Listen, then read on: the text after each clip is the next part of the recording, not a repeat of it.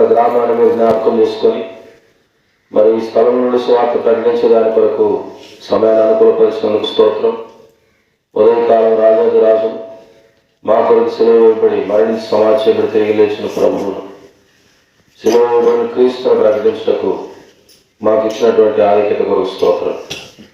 మా తల్లి డిసెంబర్ మాసంలో అనేక ప్రాంతాల్లో ఇలాగని సన్నిధిలో కూడుకునే మరి కుమారు నాగన్న మూలమ్మక్క కుటుంబ సభ్యులందరి కొరకు స్తోత్రం. వారికి ఇచ్చిన సంతానం అంతటి బట్టి వందనాలు చెల్లిస్తున్నా. నీ మాటల స్థలంలో నుండి ప్రకటించబడుతున్నగా సహాయించు. గౌరుడు ఆనంద్ అనిత కుమారుడు కొరకై అలాగే మా ప్రభాసుడు కాలే నవీన కుమార్తె కొరకై స్తోత్రం. మా తండ్రి మీ నామం పేరిట ఈ స్థలంలో అడుగుపెట్టినాం. కుటుంబానికి క్షేమ కలుగుటకే సహాయించు. అలాగే ధనరాజ్ ధనుల అశోక్ అలాగే మా ప్రభా మరి భూవన అనే కుటుంబాల కొరకు స్తోత్రం జ్ఞాపకం చేసుకోండి. నీ నామాన్ని మహిమపరిచినట్లు ఈ సంవత్సరానికి అంతంలో నీ మాటలు ప్రకటిస్తూ ఉంటుండగా ఎగురు నుండి ఇది మొదలుకొని మీ సన్నిధి మాతో ఉంచున్నాను. మా తండ్రి ఉదయకాల స్వార్థ ద్వారా మీ ఘననామాన్ని మహిమపరచుకోవాల్సిందిగా ప్రార్థిస్తూ మహిమ ఘనత స్తుతి ప్రభావాన్ని చెల్లిస్తూ యేసు ప్రభు నామమున కృతజ్ఞతతో ప్రార్థించవచ్చున్నాం తండ్రి. సందర్భంలో ఒక పాట పాడుకుందా. సీయోను పెద్ద పాట పుస్తకం నుంచి పాట సంఖ్య 382 కొత్త పుస్తకంలో పాత పుస్తకంలో 740.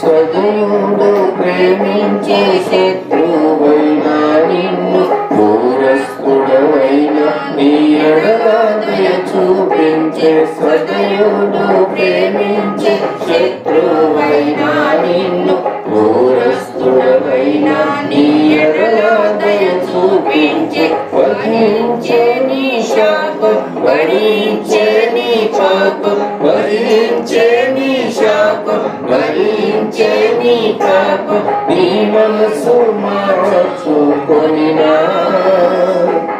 సంతోషించు ప్రభు యేసు నీ మనసు మార్చుకొనినా సంతోషించు ప్రభు యేసు శ్రమలను పొందే శ్రీయేసుడు నీ కొరకై సిలువలో శ్రమలను పొందే శ్రీయేసుడు నీ కొరకై సిలువలో దొంగవైన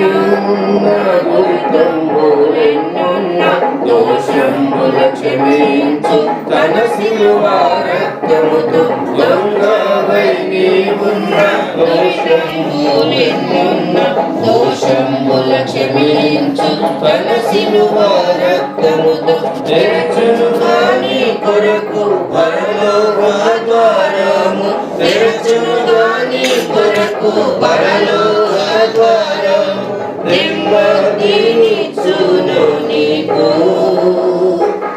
యేసుని విశ్వసించిన నెమ్మదినిచ్చును నీకు యేసుని విశ్వసించిన శ్రమలను పొందే శ్రీయేసుడు నీ కొరకై సిలువలో శ్రమలను పొందే శ్రీయేసుడు నీ కొరకై సిలువలో ఎవరేసు రక్తములో కడుగబడగారు వారే చేరగరు తన సంగమునందు ఎవరేసు రక్త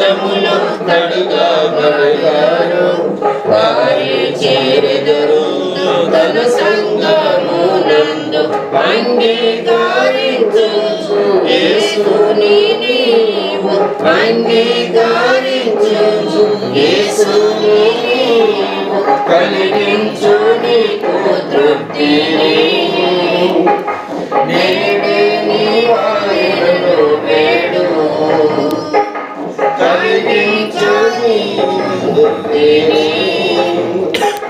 నేడే నీ వాయును వేడు శ్రమలను పొంది శ్రీ యేసుడు నీ కొరకై సిలువలో శ్రమలను పొంది శ్రీ యేసుడు నీ కొరకై సిలువలో సిలువపై యేసు సర్వమర్పించి నీ రక్షణ కొరకు త్రయము చెల్లించి సిలువపై యేసు సర్వమర్పించి నీ రక్షణ కొరకు త్రయము చెల్లించి యేసునకు నీవు ఏమి ఇయ్యగలవు యేసునకు నీవు ఏమి ఇయ్యగలవు తెరువు నీ హృదయ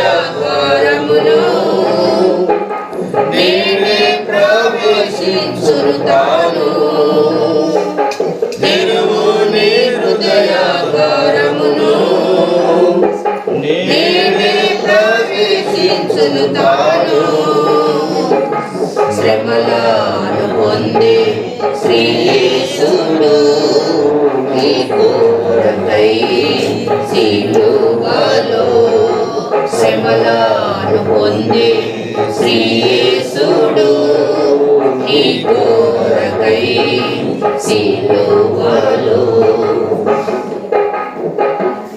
బైబిల్ కోర్స్ పాడుతున్నారు.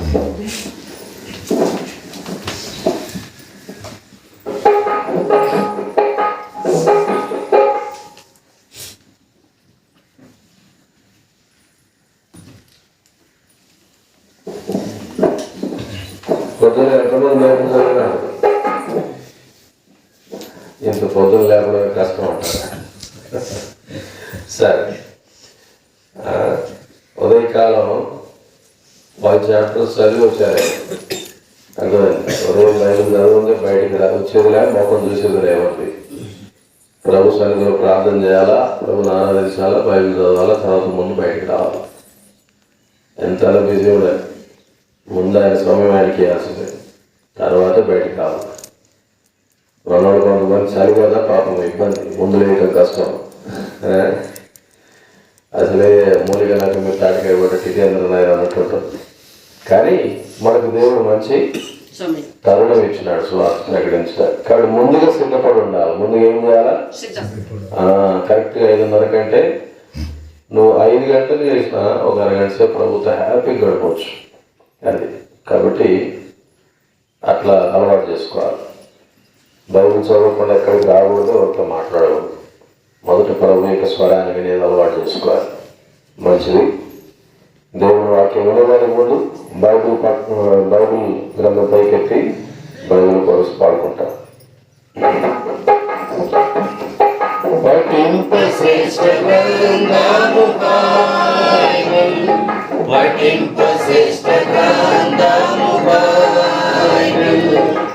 అనుదినము పఠించిన ప్రేమతో నడుపును ఓ పఠింప శ్రేష్ఠ గ్రంథము Bible. The best book to read is the Bible. The best book to read is the Bible. If you read it every day, if you have to all the way, oh, the best book to read is the Bible. Avutama pusaka Bible. Avutama pusaka Bible. Dina dina odure, apashuddhi nonduve. Avutama pusaka Bible.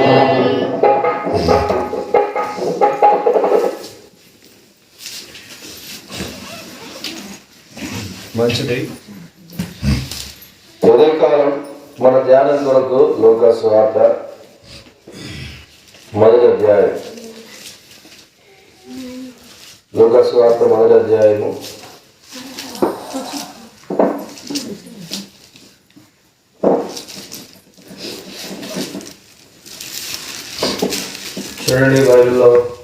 6వ వచనం అందరం కలిసి చదువుదాం. లూకా సువార్త మొదటి అధ్యాయం 6వ వచనం.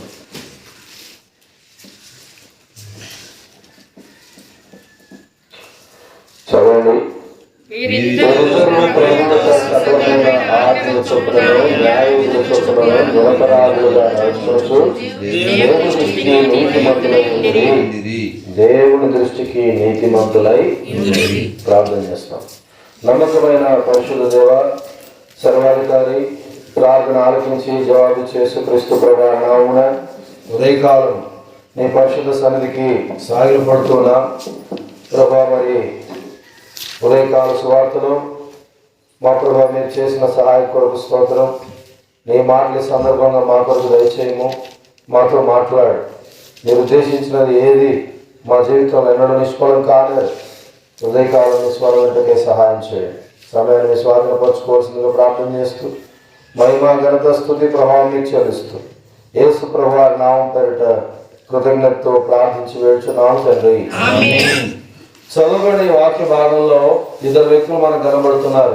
ఒకరు జకరియా, మరొక ఆవిడ ఎలిజబెత్. వారిరువురు కూడా ప్రభు యొక్క సకలమైన ఆజ్ఞల చొప్పున నడుచుకొనచ్చు, న్యాయ విధుల చొప్పున నడుచుకొనచ్చు, నిరపరాధులుగా నడుచుకోవచ్చు, దేవుని దృష్టికి నీతిమంతులుగా ఉన్నారు. లోకంలో మనుషుల దృష్టికి నీతిమంతులుగా ఉండడం సాధ్యమే కానీ దేవుని దృష్టికి నీతిమంతులుగా ఉండడం అనేది అంత సాధ్యపడే ఈజీ విషయం కాదు. అది ఇది గుర్తుంచుకోవాలి. మనుషుల దృష్టికి నీతిమంతులు అవడం తేలికే. మనుషులకు అవసరమైన ఇచ్చో మనుషుల దృష్టిలో ఏదో మనం వారి చేత మెప్పు పొందడం అనేది చాలా సర్వసాధారణమైన విషయం. ఇలా చాలా మంచోడని అనిపించుకోవడం చాలా తేలికైన విషయం లోకంలో అసలు.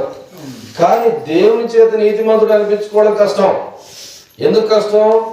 దేవుడు కేవలం బాహ్య స్వరూపాన్ని చూసి బాహ్యంగా చేసే విషయాలను బట్టి ఆయన లెక్క కట్టాడు. ఆయన లెక్కలు వేరు, మన లెక్కలు వేరు. ఆయన ఆలోచనలు వేరు, మన ఆలోచనలు వేరు.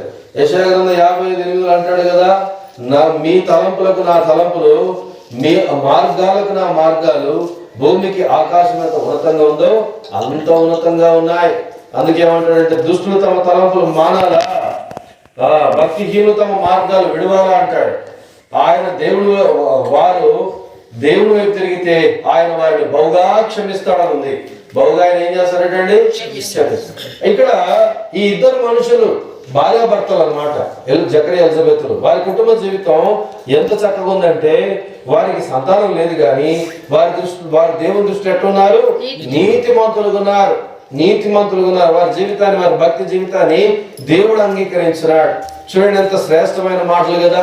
కనుక మన కుటుంబ జీవితాలు ఎలా ఉన్నాయి, మన భక్తి జీవితం ఎలా ఉంది, కనుక మనం నీతిమంతులమైన దేవుని దృష్టిలో, కనుక నీతిమంతులంగా ఎందుకు కావాలా, నీతిమంతులమైతే ఏంటి ఉపయోగం, కనుక నీతిమంతులం కాకపోతే ఎంత నష్టం, అది ఆలోచించాలి మనం ఉదయకాలం. అర్థమవుతుందా? కనుక నీతి అంటే ఏమిటండి? మన దృష్టికి మనము మంచి వారంగా అనిపించుకోవటం కాదు. నీతి అంటే ఏ పాపము, ఏ అపరాధము చేయనటువంటి జీవితం. అర్థమవుతుంది? ఇక్కడ 3 నియమాలు ఉన్నాయి. నీతి అంటే ఏమిటది? మొదటిది దేవుని సకలమైన ఆజ్ఞల చొప్పున నడుచుకోవాలా. కుటుంబ జీవితంలో మొదటిగా ఏం చేయాలండి? దేవుని సకలమైన ఆజ్ఞల చొప్పున నడుచుకోవాలా. రెండో నియమం ఏమిటి? న్యాయ విధుల చొప్పున నడుచుకోవాలా. మూడవది ఏమిటి? దేవుని దృష్టికి నిరపరాధులు ఉండాలి. అర్థమవుతుందా? నిరపరాధులు, ఏ అపరాధం చేయని వారు, ఏ తప్పిదం చేయని వారు, ఒక్క విషయంలో కూడా తప్పిపోని వారు. దేవుడే కనుక గమనించాలి. దేవుడే కనుక ఒకవేళ వారిని కొలత వేస్తే, కొలమానం వేస్తే, పరిశీలన చేస్తే వారి జీవితంలో ఏ తప్పిదము కానరాకూడదు. అది నిరపరాధమైన జీవితం. మనం ఆలోచించాలి, మన జీవితాలు ఎలాగున్నాయా? మనం ఆలోచించాలి, మన జీవన విధానం ఎలాగుందా? దేవుడు పరిశీలిస్తే నిజంగా మనము ఆయన ఆజ్ఞల చొప్పున నడుచువారమేనా? పాపం అంటే ఏమిటండి?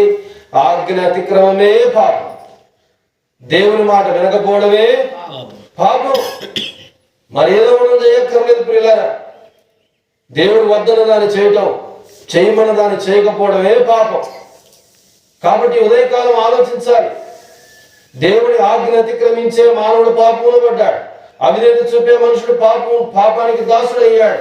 పాప ఫలితంగా దేవుడి నుండి దూరం అయిపోయాడు. దేవుడి కలుగు జీవం నుండి వేరైపోయాడు. చివరికి దేవుడి నుండి ఏమాత్రం సమకూర్చలేనంత దూరం అయిపోతూ వచ్చాడు. ఎంత దూరం వెళ్ళాడంటే నిత్య జీవము నుండి నిత్య నరకానికి వెళ్ళిపోయాడు. గమనించాలి. ఏం కారణం అంటే పాపమే. ఏం కారణం అంటే పాపం. కాబట్టి ఉదయకాలం ఆలోచించాలి. నీ నా జీవితాలను నిరపరాధులుగా తీర్చి, నిందారహితులుగా తీర్చి, నీతిమంతులుగా చేయుటకు కన్యమర్య గర్భం ద్వారా 2023 సంవత్సరాలకు పూర్వం మానవుడిగా పాప శరీరాకారంతో లోకరక్షకుడు ఉదయించాడు. యేసుక్రీస్తు ప్రభువారు మన పాపముల కొరకు సామాన్యమైన మనుషునిగా ఈ లోకంలో జన్మించి శిలువ మరణం పొందినంతగా తను తాను తగ్గించుకొని శిలువ మరణంపై వేలాడి మన పాపముల కొరకు శిలువలో మరణించి సమాధి చేయబడి తిరిగి లేచినాడు.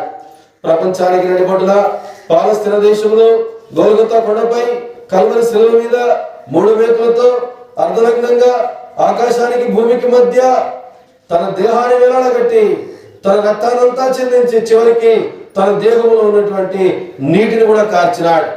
మానవుల అపరాధములకు శిక్ష యేసు ప్రభు వారిపై మోపబడింది. మానవుల అపరాధములకు శిక్ష, మానవులు నీతిమంతులుగా తీర్చడానికి ప్రాయశ్చిత్తార్థమైన శిక్ష యేసు ప్రభుపై పడింది. దాన్ని భరించడానికే ఆయన శిలువలో మరణించి పాపానికి ప్రాయశ్చిత్తం చేయడానికే మానవుడిగా లోకానికి దిగొచ్చాడు. ప్రియులారా, ఇది గమనించాలి. మనం అర్థమవుతుందా? ఆయన పుట్టినరోజు జరుపుకోవడానికి ఈ లోకానికి రాలేదు. ఆయన ఏదో మరి శిలువ ధ్యానాలు జరిపించడానికి, ఏదో గుడ్ ఫ్రైడే, ఈస్టర్ జరిపించడానికి, పండుగలు జరిపించడానికి యేసు ఈ లోకానికి రాలేదు. ఆయన వచ్చింది ఎందుకంటే పాపి అయిన మానవుడిని పరిశుద్ధుడిగా చేయటానికి, అపరాధి అయిన మానవుడిని నిరపరాధిగా మార్చడానికి, అనీతిమంతుడైన మానవుడిని నీతిమంతుడిగా తీర్చడానికి. అందుకే ఈ లోకానికి వచ్చాడు. ఏ పాపం మెరుగని ఆయన మన కొరకు మనల్ని నీతిమంతులుగా తీర్చడానికి 2 కొరింథీ పత్రిక 5:21 చెప్పబడింది. కనుక ఆయన మనల్ని దైవనీతిగా చేయుటకు ఏ పాపం మెరుగని ఆయన మన కొరకు శిలువలో పాపంగా చేయబడుతూ వచ్చాడు. ఇది మనం గ్రహించాలి.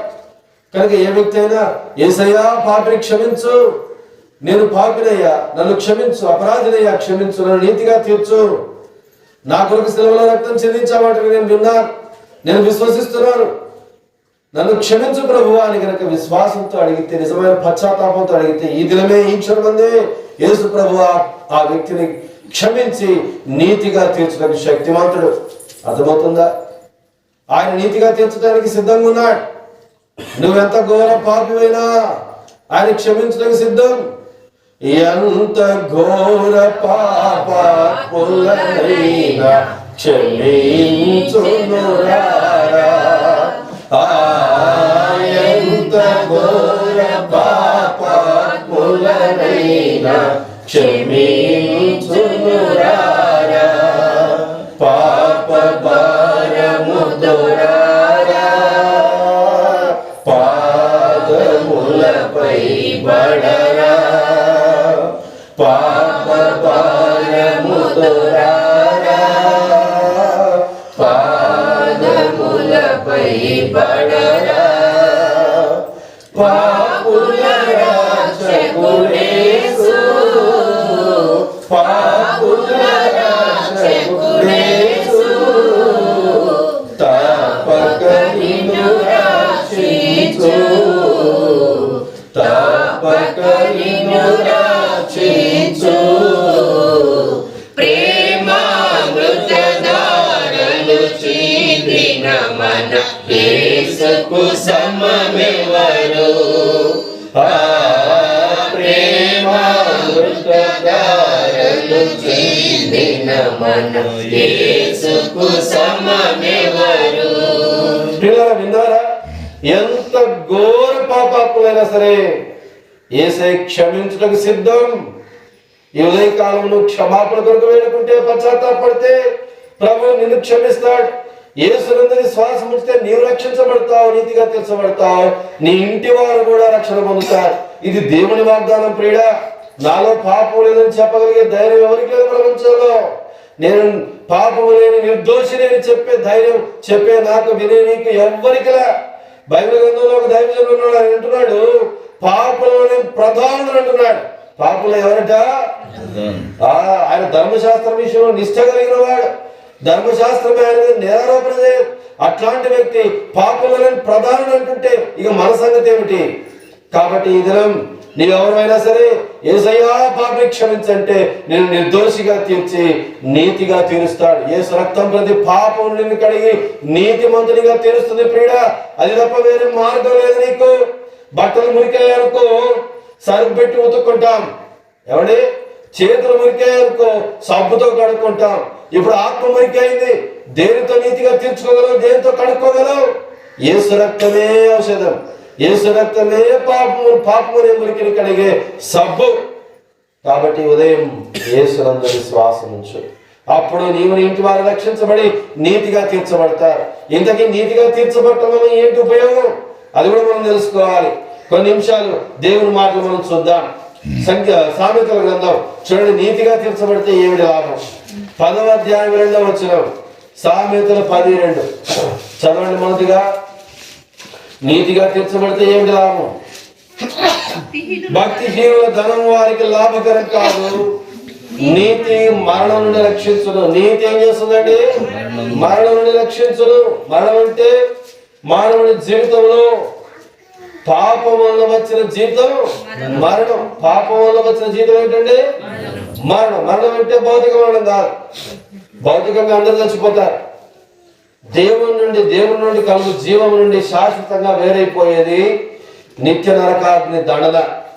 ఆ నిత్య నరకాగ్ని దండను బైబిల్ ఏమంటుందంటే మరణము అంటుంది. అర్థమవుతుందా? నిత్య జీవం నుండి వేరుపరచబడి నిత్య నరకానికి వెళ్ళిపోవటం ఉంది చూశారు, అది 2వ మరణం. అది నిత్య మరణం. అది దేవుని నుండి వేరుపరచబడే శాశ్వత మరణం. ఈ మరణం ఎవరు పొందుతారు? పాపములో కన్నుమూసిన వారు. కాబట్టి నీతిగా తీర్చబడితే ఆ 2వ మరణంతో నీ మీద అధికారం లేదు. కాబట్టి మరణం నుండి నీతి ఏం చేస్తుందండి? రక్షిస్తుంది. అది మొదటి లాభం. 2వ లాభం ఏమిటి? సామెతల గ్రంథం 10వ అధ్యాయం 3వ వచనం చూడండి, దేవుని వాక్యం చెప్తుంది, యెహోవా నీతిమంతుని ఆకలి కొనేడు, భక్తిహీనుని ఆశను భంగం చేయడు. చూసినారా? భక్తిహీనుని ఆశ ఏమైతుంది? భంగం అయిపోతుంది. నీతిమంతునికి ఆకలి కొనకుండా ఏం చేస్తాడట? తృప్తిగా ఆహారం ఇస్తాడు దేవుడు. తృప్తిగా ఏం చేస్తాడు సార్? ఇది గమనించాలి మనం. బైబిల్ చెప్తుంది కదా, 34వ కీర్తన 10వ చరణంలో, సింహపు పిల్లలు ఏమి గలవే ఆకలి కొనడు, యెహోవాను ఆశ్రయించు వానికి ఏం మేలు కొదువై ఉండదు. అడవికి రాదు సింహం, అవునా? కానీ దాని పిల్లలకు ఒకనాడు లేమి కలుగుతుంది, ఆకలి కలుగుతుంది. యెహోవా నా కాపరి, నాకు లేమి కలగదన్నాడు 23వ కీర్తన 1వ చరణంలో. కాబట్టి దేవుని ఆశ్రయించు వారికి ఏ మేలు కొదవై ఉండదు. ఇది గమనించాలి ప్రియమిత్రులారా, ఇది గమనించాలి. కాబట్టి ఉదయకాలం యేసు ప్రభు రక్తం ద్వారా జకరియా ఎలిజబెత్లు ఎలాగ నీతిమంతులుగా జీవించి నీతిమంతులుగా తీర్చబడ్డారో అలాగే నీవు నీతిమంతులుగా తీర్చబడితే మొదటిది నిత్య నరకం, అగ్ని గంధకంతో మండే గుండం, ఆ నిత్యాగ్ని దండన. 2వ మరణం, ఆత్మకు కలిగి ఆ మరణం నుండి రక్షించబడతావు. నీతి మరణం నుండి రక్షిస్తుంది, అది మొదటి లాభం. 2వ లాభం ఏమిటి? ఆకలి కొననీయడు. నీ ఇంటిలో సమృద్ధిగా నీ కొట్లు నింపబడతాయి. దేవుడు నీ కొరతలని తీరుస్తాడు, లేమి కలగకుండా భద్రపరుస్తాడు. ఇది 2వది. ఇక 3వది ఏమిటి? సామెతలు 10వ అధ్యాయం 6వ వచనం, నీతిమంతుని తల మీదకి ఆశీర్వాదములు వచ్చును. నీతిమంతుని తల మీదకి ఏమొస్తుందండి? ఆశీర్వాదము. బలత్కారం భక్తిహీనుని నోరు మూసివేస్తుంది. చూస్తున్నారా? కాబట్టి నీతిమంతుని తల మీదకి ఆశీర్వాదం. నీతిగా తీర్చబడితే నీకు దీవెన. భక్తిహీనతతో బ్రతికితే నీ నోరు మూయబడుతుంది. గుర్తుపెట్టుకో, ఇది 3వ లాభం. కనుక ఆశీర్వాదం పొందాలని అందరూ కోరుకుంటారు, కానీ దేవుడు ఏం కోరుతున్నారు? అది కోరుకోరు. నువ్వు నీతిగా తీర్చబడితే నీ నెత్తి మీదకి దీవెన, నీ కుటుంబం మీదకి దీవెన, నీ జీవితం మీదకి ఆశీర్వాదం. గమనించాలి. నువ్వు దుర్నీతితో బ్రతికితే నీకు నష్టం. అందుకే నీతిగా తీర్చబడాలి. ఇది 3వ సంగతి. ఇక 4వ సంగతి ఏమిటి? సామెతల గ్రంథం 10వ అధ్యాయం 11వ వచనం, నీతిమంతుని నోరు జీవపు ఊట, భక్తిహీనుల నోరు బలత్కారమును మరుగుపరచు. చూసినారా? నీతిమంతుని నోరు ఏం చేస్తుందట? జీవపు ఊటగా దేవుడు మారుస్తాడు. వాడి నోటి నుండి పలికే ప్రతి మాట జీవార్థమైన మాటే. దేవుడు అలాగా మార్చేస్తాడు. బయట నిలబడితే మన నోరు ఎన్ని బూతులు, ఎన్ని తప్పి మాటలు, ఎన్ని అబద్ధాలు, ఎంత నాశనం ఇతరులకు కలిగించింది మన నోరు ఇంతకు ముందు. యేసు ప్రభువులోకి వచ్చి నువ్వు నీతిగా తీర్చబడితే ప్రియుడా ఏం జరుగుతుంది? నీ నోరు జీవపు ఊట. మరణానికి వెళ్ళి అనేకులు నీతిలోనికి రప్పించబడి జీవ మార్గాన్ని తెలుసుకొని జీవంలోనికి నడిపించబడతారు నీ నోటి మాట ద్వారా. కాబట్టి జీవపు ఊటగా నీ నోరు చేయబడుతుంది. ఇది 4వ ఆశీర్వాదం. ఇంకా 5వది ఏమిటంటే సామెతల గ్రంథం 10వ అధ్యాయం 16వ వచనం చూడండి. నీతిమంతుని కష్టార్జితం జీవదాయకం అంటున్నాడు. భక్తిహీనునికి వచ్చుబడి పాపమును వీడు మందిరములే, దేవుడులే, భక్తిలే, ఆరాధనలే, బైబిల్ చదివేదిలే, దేవుడి వాక్యానికి లోబడేదిలే. ఏమండి? ప్రభు యొక్క సకలమైన ఆజ్ఞల చొప్పున, న్యాయ విధుల చొప్పున నడుచుకోవచ్చు. దేవుని దృష్టికి వారు ఏమయ్యారు? నీతిమంతులు. కాబట్టి ఆ కుటుంబంలో దీవెన ఉంది. అర్థమైన వారి కష్టార్జితం వారికి తృప్తినిచ్చింది. వారి కష్టార్జితం వారికి జీవదాయకమైంది, మరణదాయకం కాలే. కానీ భక్తిహీనుడు భక్తి విడిచిపెట్టి కొట్టుకుపోతూ, నీతిని విడిచిపెట్టి కొట్టుకుపోతూ, దేవుని విడిచిపెట్టి కొట్టుకుపోతూ, దేవుని ఆజ్ఞలను విడిచిపెట్టి కొట్టుకుపోతూ ఏమవుతాడట? సంపాదిస్తాడు. కానీ ఆ సంపాదన మనకి నిలవదు. ఆ సంపాదన ఏమవుతుంది? పాపమును కలగజేస్తుంది. ఆ సంపాదన పాపం కలగజేస్తుంది. అర్థం ఏమిటి? చెరిగిపోయిన సంచిలో వేసినట్టు అవుతుంది. అది పైనుండి వేస్తాడు, కింద నుండి పోదు, పైనుండి వేస్తాడు, కింద నుండి పోదు, అట్లుంటుంది అన్నమాట. కాబట్టి దేవుని దృష్టికి నువ్వు నీతిగా నడుచుకుంటూ సంపాదించిన రూపాయి అర్థమవుతుందా? అది ఆశీర్వాదం పొందినది, అది నిలిచే ఉంటుంది నీకు. కాబట్టి నీతిగా తీర్చబడటం ఎంత ముఖ్యమో చూడండి. నీతిమంతుని కష్టార్జితం జీవదాయకం. గుర్తుపెట్టుకోండి. నీ కష్టార్జితం అనుభవించబోతున్నావా? నీ కష్టార్జితం ఆశీర్వాదకరంగా మార్చవాలని ఆశపడుతున్నావా? అట్లయితే ఏం చేయాలా? నీతిగా తీర్చబడాలి. అర్థమవుతుందా? ప్రభు యొక్క సకలమైన ఆజ్ఞల చొప్పున నడుచుకోవచ్చు. దేవుడి దృష్టికి నీతిమంతునిగా జీవిస్తే ప్రియుడా నీ కష్టార్జితం, నీ వచ్చుబడి నీకేమవుతుంది చెప్పండి? ఆశీర్వాదకరంగా జీవదాయకంగా మార్చబడుతుంది. లేకపోతే నీ సంపాదన నీకు దుఃఖానికి కారణమవుతుంది. ఎంత సంపాదించినా ఏం మిగలదే, ఎంత కష్టపడ్డా ఏం ఉపయోగం ఉన్నది? ఏం భక్తి చేయాలా? ఏ మందిరానికి పోవాలా? ఏం ప్రార్థన చేయాలా? మందిరం ఎగ్గొట్టి సంపాదించావు, ఆరాధన ఎగ్గొట్టి సంపాదించావు, భక్తి విడిచిపెట్టి సంపాదించావు. ఏమండి? దేవుడు లేకుండా సంపాదించావు. లోకం వెంబడి పరిగెత్తి నిలిచిందా? ఏమైనా? నీతిమంతునికి నిలుస్తుంది. అది జీవదాయకం. అంటే నీతిమంతునికి ఏమవుతుంది? నిలుస్తుంది. తృప్తిగా తింటాడు, హాయిగా నిద్రపోతాడు, నెమ్మదితో పండుకొని నిద్రపోతాడు. ఎంత నెమ్మదో! ఆ భక్తుడు అంటాడు 4వ కీర్తన 8వ చరణంలో, యెహోవా నెమ్మదితో పండుకొని నిద్రపోతా, నేను ఒంటరిగా ఉన్నా నీవే నన్ను సురక్షితంగా కాపాడుతావు. ఏ భయం లేదు నాకు, ఎందుకంటే నేను నీ యందు నీతిగా తీర్చబడ్డా. ఈ క్షణం అందుకు వస్తే నీ సన్నిధి చేరుతా. బతికున్నా నీ కొరకు నేను జీవించగలను. నా వచ్చుబడి నాకు జీవదాయకం. నా వచ్చుబడి నాకేంటి? అనేకమైన భక్తిహీనులకున్న ధన సమృద్ధి కంటే నీవిచ్చిన వచ్చుబడి చాలు అంటాడు 4వ కీర్తనలో. నీవిచ్చిన వచ్చుబడి చాలు. గుర్తుపెట్టుకోండి. కాబట్టి ప్రియ సహోదరి సహోదరుడా, నీతిమంతునికి కలుగు ఆశీర్వాదం 5వది ఏంటంటే వాడి కష్టార్జితం వానికి జీవదాయకం. ఇది గమనించాలి. ఇక తర్వాత మనం గమనిస్తే సామెతల గ్రంథం 10వ అధ్యాయం 24వ వచనం చూడండి. భక్తిహీనుడు దేనికి భయపడునో అదే వాడి నెత్తి మీదకి వస్తుంది. నీతిమంతులు ఆశించున్నది వారికి దొరుకుతుంది. నీతిమంతులు ఆశించున్నది వారికి దొరుకుతుంది. ఎంత మంచి మాట కదా! నువ్వేమి ఆశిస్తావో దేవుడు అది నీకు ముందుగానే సిద్ధపరుస్తాడట. ముందుగా సిద్ధపరిచి చేతులు పట్టుకుంటాడు. ఇది దొరికితే బాగుండు అనుకోగాని ఈరోజు పని దొరికితే బాగుండు, ఈరోజు ఆరోగ్యం కలిగితే బాగుండు, ఈరోజు కనుక నాకు ఆరోగ్యం కలిగితే బాగుండు, నా అక్కర తీరితే బాగుండు అని అనుకుంటున్నావు, ఆశపడుతున్నావా? నువ్వు నీతిమంతుడిగా ఉంటే దేవుని దృష్టికి దేవుడు నీ ఆశను తీరుస్తాడు. 107వ కీర్తన 8-9 చరణాలు రాయబడింది, ఆశ గల ప్రాణమును యెహోవా తృప్తిపరచును, ఆకలి గల వారి ప్రాణమును మేలుతో నింపి ఉన్నాడని రాయబడింది. కాబట్టి గుర్తుంచుకోవాలి, నీతిగా నువ్వు బ్రతకటం వల్ల వచ్చే లాభం ఇది. నీతిగా తీర్చబడి నీతిగా బ్రతకటం వల్ల వచ్చే లాభాలు ఇవి. కాబట్టి నీతిమంతుడు ఆశించేది నీతిమంతునికి ఇస్తాడు, నీతిమంతుడు ఆశించేది నీతిమంతునికి ఇస్తాడు. పొందగోరితే నీతిగా తీర్చబడు, నీతిగా బ్రతుకు ప్రభు దృష్టికి. అర్థమైందా? కాబట్టి ఇది 6వది. 7వదిగా చివరిగా చూస్తే కొంతమంది భక్తిహీనులు ఏంటంటే వాళ్ళకి ఏమవుతుందో భయపడతారు. అదే వచ్చి పడుతుంది ఆ నెత్తి మీద. వాళ్ళు కింద పడతారు పోయి డాములు పడతారు కింద.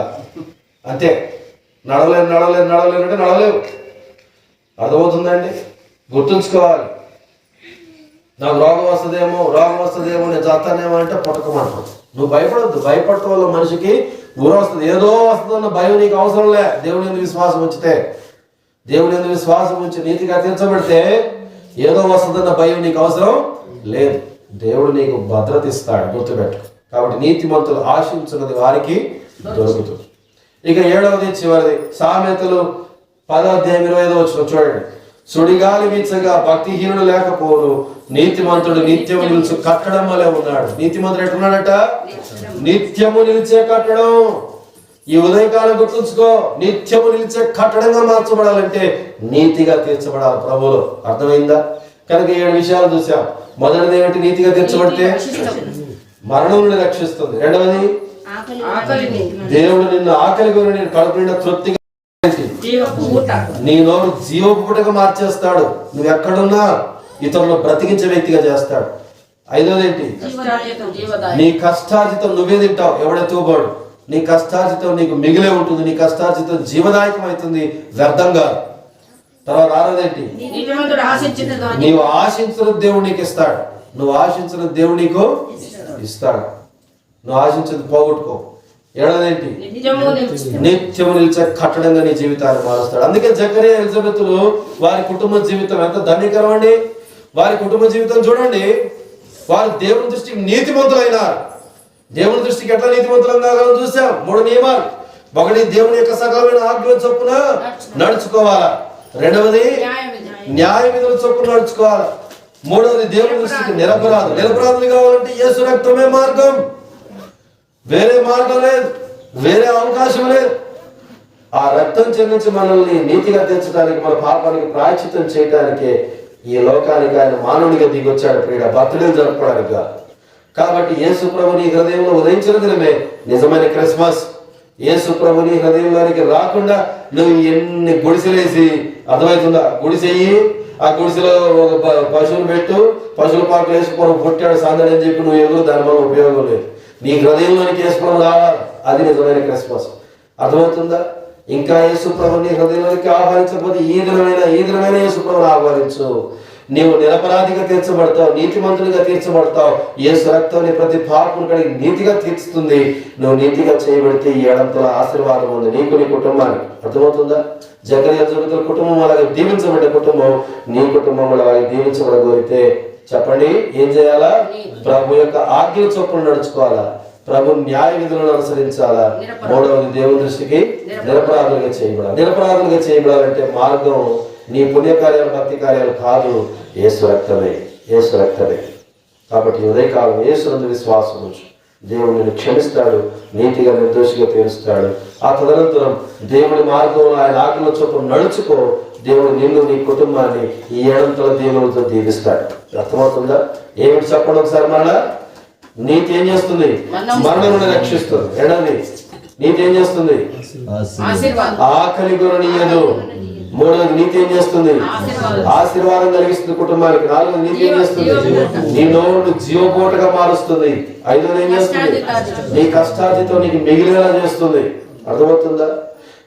6వది ఏంటి? నీవు ఆశించినది నీకు లభించేలా చేస్తుంది. 7వది ఏంటి?